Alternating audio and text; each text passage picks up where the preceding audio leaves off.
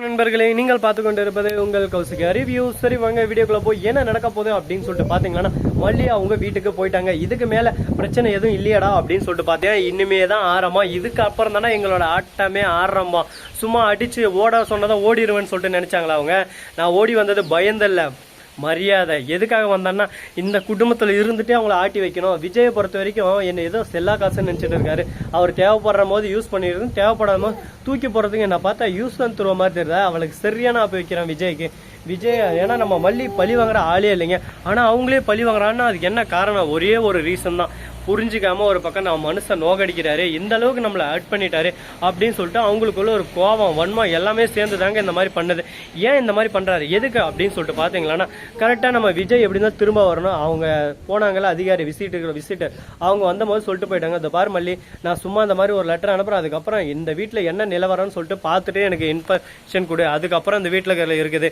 அடுத்த செகண்ட் அந்த வீட்டில் இருக்கிற அலர் விடுறான், ஒரு பக்கம் ஓட விடுறான் அப்படின்னு சொல்லிட்டு சொல்லியிருந்தாங்க. அது போலவே கரெக்டாக நம்ம மல்லி ஃபோன் பண்ணி, மேடம் நீங்க சொன்ன மாதிரி என்ன வீட்டை விட்டு துரத்திட்டாங்க அப்படின்னு சொல்லிட்டு சொல்றாங்க. நான் தான் அப்பவே சொன்னல மல்லி, உன்னை யாரும் புரிஞ்சுக்க மாட்டாங்க. அவங்கள பொறுத்த வரைக்கும் காசு அதிகமா இருக்கு, அந்த திமிரு. நீங்க ஆனா குழந்தை மேல உசிரே வச்சுன்னு இருக்கீங்க. ஆனா அது அவங்கள புரிஞ்சுக்காம அவங்கள பொறுத்த வரைக்கும் எப்படி இந்த வீட்டை விட்டு உங்களை துரத்துறது அப்படின்னு சொல்லிட்டு எண்ணத்திலேயே குறிக்கோளோட தான் அந்த வீட்டோட ஆளு ராஜேஸ்வரி. அது மட்டும் இல்லாம அவளை வேலை வாங்கினீங்கல்ல, அப்பா அவளோட பேச நான் பார்த்தேன். ஒவ்வொரு வேலை செய்யும் போதும் உன்னை ரொம்பவே அப்படியே சும்மா கட்டிச்சு கொதறணும் அப்படின்ற மாதிரி வெறியில தான் உன்னை பார்த்துன்னு இருந்தா. உன் மேல அந்த வீட்டில் இருக்கிற யாருக்குமே பாசம் இல்லையே. விஜய் முதல் கொண்டு தான், வெண்பா மட்டும்தான் உன் மேல உயிரா இருக்கா. மறுபக்கம் அன்னபூரணி, அவங்க உங்க பெரியம்மா தானே. அவங்க எந்த ஒரு கெட்டதும் உனக்கு நினைக்க மாட்டாங்க. நீ எப்படி வெண்பாவுக்கு பாசத்தை அள்ளி கொடுக்குறியோ அது மாதிரி தான் அவங்களும் ரொம்பவே பாசத்தை அள்ளி கொடுக்குறாங்க. இந்த விஷயம் ஒத்துக்கிட்டாலும் ஒத்துக்கலனாலும் இதுதான் உண்மை அப்படின்னு சொல்லிட்டு உண்மையை உரைக்க சொல்றாங்க அந்த மேடம்.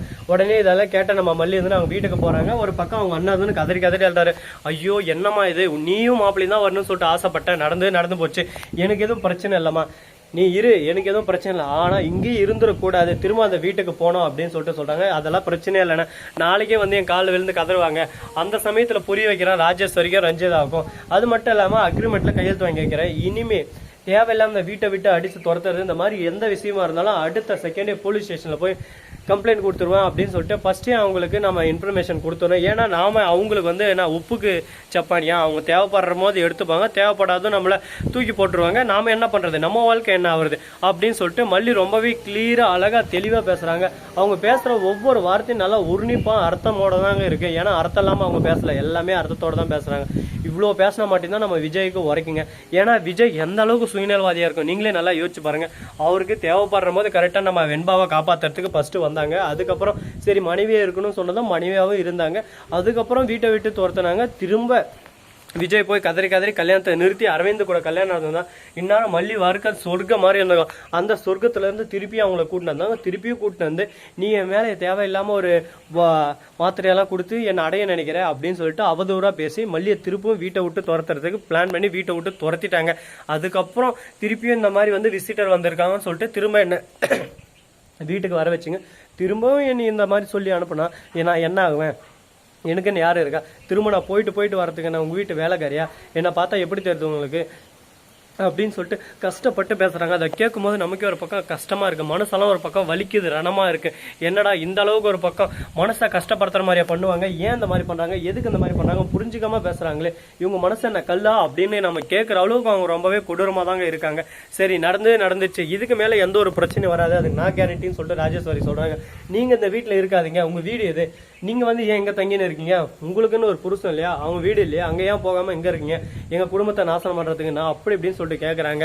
உடனே நான் நாசனம் பண்றேன்னா, நான்லாம் நாசனம் பண்ணல, நீ நாசனம் பண்றேன்னு என்ன தப்பா நினைச்சுன்னு இருக்கேன். சரி நான் சொல்றேன், ஓகே உன் புருஷனுக்கு எங்க போச்சு அறிவு, நான் எது சொன்னாலும் அவன் கேட்டுவானா, நான் போய் கெந்தல குடிச்சு மருந்து குடிச்சிருன்னு சொன்னா குடிச்சிருவானா, அவனுக்கு புத்தி இல்லாம அவன் பண்றதுக்கு அதுக்கு நான் பொறுப்பாக முடியுமா அப்படின்னு சொல்லிட்டு செருப்பால் அடிச்ச மாதிரி விஜய் சொல்றாங்க. விஜய்க்கு உடனே மனசு கஷ்டமா இருக்கு. என்னடா இந்த அளவுக்கு ஒரு பக்கம் நம்மள இவ்வளவு கேவலமா பேசினாங்க, ஆனா அப்ப கூட நாம அவங்களுக்கு தான் சப்போர்ட் பண்ணி சிரிச்சுட்டு இருக்கோம்ல, இது கேவலமாவே இல்லை இல்லையா, நம்மளுக்கு கொஞ்சம் கூட அட்டே பண்ணலையா அப்படின்னு சொல்லிட்டு யோசிக்க ஆரம்பிக்கிறாங்க. கரெக்டாங்க, இந்த விஷயம் ஒவ்வொன்றும் கரெக்ட், நச்சுன்னு இருக்கு, நச்சுன்னு பதில் சொன்னாங்க. பேசுறாங்க. இந்த விஷயத்த நான் கண்டிப்பா ஏத்துப்பேன். ஏன்னா அந்த அளவுக்கு மனசு நோகடிச்சிருக்காங்க. யார் ஒருத்தரையும் நோகடிக்காம இந்த அளவுக்கு வார்த்தையெல்லாம் யாருமே விட மாட்டாங்க, வன்மத்தையும் கக்க மாட்டாங்க. அந்த அளவுக்கு நம்ம மல்லியை நோகடிச்சிருக்காங்க. அதனால தான் நம்ம மல்லி இந்த மாதிரி பேசுறாங்க. அவங்க பேசுறது 100க்கு 100 உண்மை. இதுக்கெல்லாம் யார் சப்போர்ட் பண்றீங்கன்றவங்க மறக்காம ரெட் கலர் ஆர்ட் பட்டனை நல்லா தட்டி விட்டு போங்க. அப்படி இல்ல மல்லி பேசுறது தப்புடா, நம்ம விஜய் தான் நல்லவர், விஜய் வல்லவர், விஜய்க்கு தான் கொடி கட்டி பார்க்கணும், விஜய் அப்படியே சும்மா கையெடுத்து கும்பிடணும் அப்படின்னு சொல்லிட்டு நினைக்கிறவங்க எல்லாம் விஜய்க்கு லைக் பட்டனை தட்டி விட்டு போங்க. அது மட்டும் இல்லாம நம்ம ராஜேஸ்வரி, ரஞ்சிதா இவங்க 2 பேரும் இந்த சீரியல்ல இருக்கக்கூடாது, இந்த சீரியலை விட்டே போயிடணும், அவங்களால தானே அந்த சீரியல் கேடு கெட்டத்தனமா போயின்னு இருக்கு அப்படின்னு சொல்லிட்டு நினைக்கிறவங்க எல்லாம் இந்த வீடியோவை எல்லாருக்கும் ஷேர் பண்ணி விட்டு அவங்கள ஒரு பக்கம் நல்லா மஜாவா தட்டி விட்டு போயிடலாம். ஸோ நண்பர்களே, இந்த வீடியோ பிடிச்சிருந்தா லைக் பண்ணுங்க, கமெண்ட் பண்ணுங்க, ஷேர் பண்ணுங்க, டிங் பெல்ல தட்டி விட்டு போங்க. அப்பதான் நான் போற அடுத்தடுத்த வீடியோ உடனுக்குடன் வரும். மிக்க நன்றி. தேங்க்ஸ் ஃபார் வாட்சிங். Tata, see you. நன்றி, வணக்கம்.